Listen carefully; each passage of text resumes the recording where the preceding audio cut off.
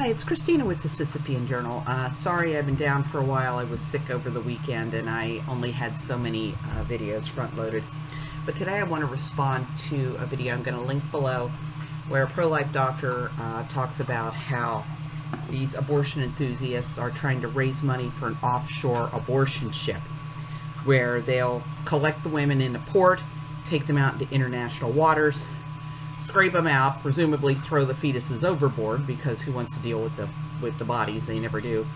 And then bring them back to shore. And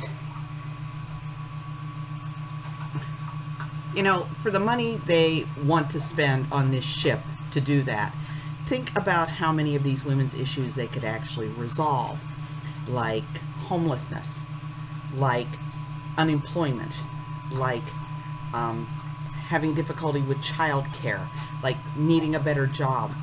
Instead of spending the money actually looking at the woman as a unique individual and addressing what it is she's got going on in her life and actually helping her to live her best life, it's blame everything on the fetus, scrape it out, and everything's good.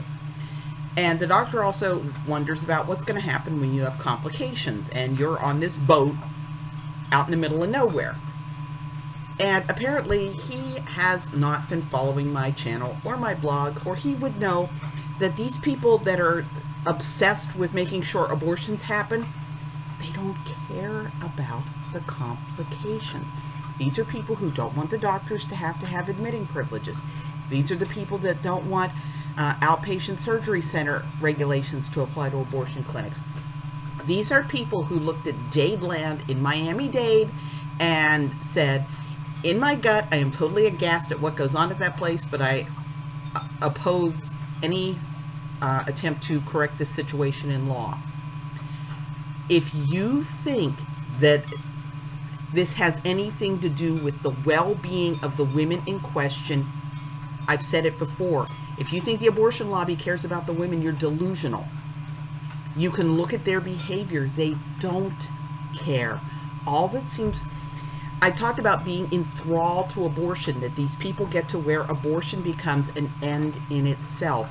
And when you're to the point where you'd spend money that you could spend helping get the woman's mortgage out of arrears, paying for a divorce lawyer for her so that her estranged husband doesn't rake her over the coals. There's all these things they could do with this money that would improve the woman's situation in life. But all of that doesn't matter to them. They just are laser focused on getting rid of that fetus.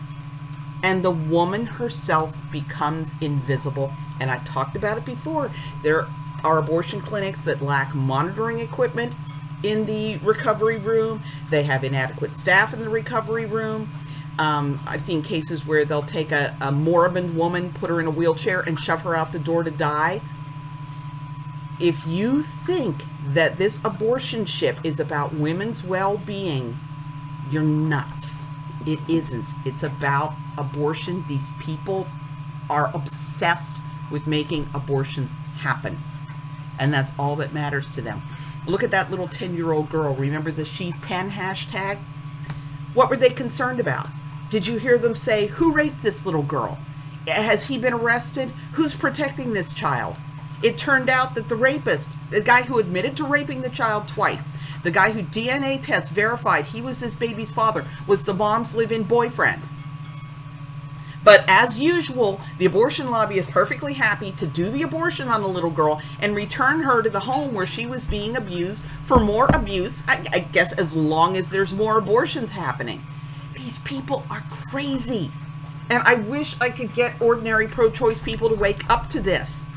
The minute you realize that the abortion lobby and these fanatics are not there to help the women, things are going to change, and they're going to change for the better. You cannot be supportive of the abortion lobby and concerned about women's well-being. Those two things are mutually exclusive. They are not synonymous.